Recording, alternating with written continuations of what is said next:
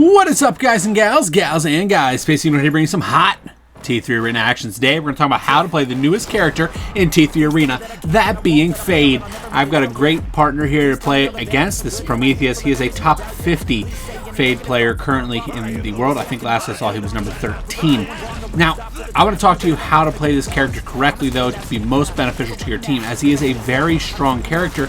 Not only that, he's also capable of dictating games depending on how you maneuver and place your shots and time your charges. So let's start very simple here, guys. What you're seeing here is Prometheus being a very high level Fade. I get a very nice pin there right out of the gate, which is awesome. But what we're doing here, and what we're both doing, is we're both jockeying for control of mid-map. This is something you can do especially well in team deathmatch, but it can be done in all game modes. You're basically trying to get control of the battle. And in Overwatch, we call this fighting forward. You tend to have a couple people fighting to control a certain portion so that if you have to regroup, you have time, but you have space in order for the team to get back together. All we're doing here is we're feeling each other out. We want to know each other's location all the time. You'll notice we bounce the projectiles off of walls at strange angles, trying to get entry damage or trying to feel where the opponents are, as I do have a good hunter on my team. He is giving constant scans, which is awesome, protecting my blind spot, but I'm still putting in my projectiles because they're feelers, guys. They have a splash radius. If somebody's close by and they hit them, I know where they're at. So that is an incredibly valuable piece of information that you can gather with Fade, and it's something that a lot of Fades don't do. Gather that information to help your team. You will find that your team wins a lot more fights whenever they have initial damage done to people. Another nice pin there on the shell. I get out of a very close charge there.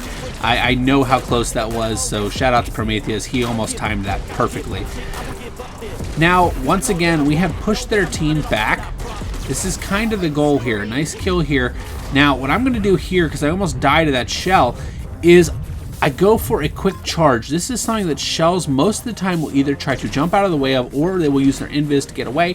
This allowed me to grab the health pack, getting me back up to full health.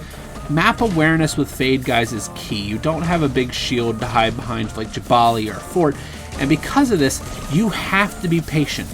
I know it's strange not to, but this is a character that benefits from patience and team cohesiveness.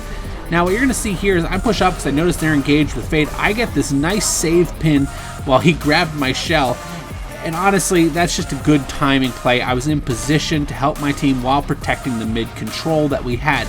Now we get a free regroup while they're on respawn at mid already. So we have map control here and spatial control. Now that scan from Hunter right there is huge. As a Fade, you're able to use that information to place your mines accordingly. I saw them back out, so I start spamming the other angles. And just in case, I spam the one that they were previously at, just in case they cut back. This was a big grab right here. Remember, Fade's grab, guys, does have a lot of range to it. You can use this to get players out of pesky positions, which is incredibly valuable from this character's perspective. Another nice kill there by the Hunter. Overall, guys, with Fade, it takes patience, it takes pre-firing, and it takes prediction. I know that sounds silly, but those are the three biggest things to do with Fade. And then, honestly, a close fourth is going to be positioning. You have to be in a position to constantly back your team up. You're very rarely going to make a true entry as Fade. Your goal is to get the other tank or healer with that pin. That is your objective. Get out with your life, preserve it, get an easy elimination, allow your team to make entry into the team fight. 2v3 is a lot better than 3v3 odds. Let's just put it that way. When you do this correctly, guys, it kind of looks like this. It flows really well. My team's trading well. I'm preserving my life.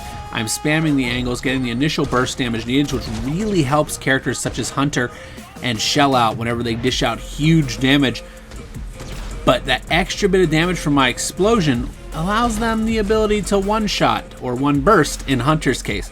Just something valuable to kind of keep in mind. Spam the angles, play your corners, preserve your life, and remember your charge can be used as a scare tactic whenever you are playing Fade. By making yourself more aware of these basic and simple tips and tricks, you will find that Fade is absolutely devastating in this style of play. There is very little things you can do once you get that map control other than just hope that the Fade makes a mistake, because at this point I have complete control. I can control all angles from the position I'm taking, all three entryways. I back off here to preserve life, And that's all we're doing, guys. We're just constantly rotating through those sections and motions. I want to give a huge shout out to Prometheus here. Like I said, he is one of the best fades I have seen play. I just got the better of him in this game. That's okay. Thank you, everybody.